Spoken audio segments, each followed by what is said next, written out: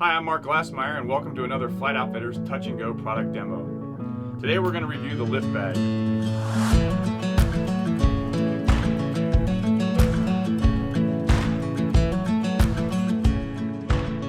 The lift flight bag, our very first flight bag ever. And for this demo, we've got a special guest star, my personal lift bag. This is the bag that I carry day to day.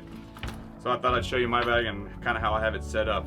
I use a backup radio here in this compartment, but you could also put a water bottle in there if you wanted to. I clip a CO2 sensor on the side. In the front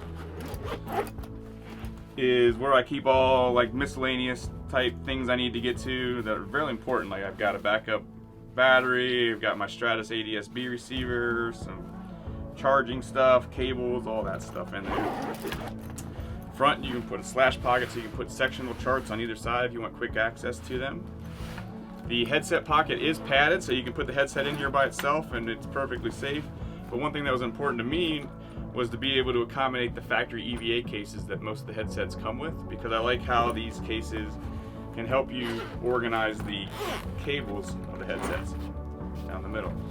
So you can put the factory EVA case in the headset compartment or put the headset in there by itself. It doesn't matter, it's perfectly safe.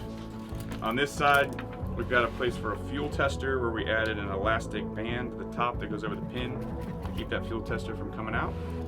Place for a flashlight. I'd recommend the Flight Outfitters Survival Flashlight. Works very well. And that's it, the lift bag from Flight Outfitters. Well, the bag that started it all.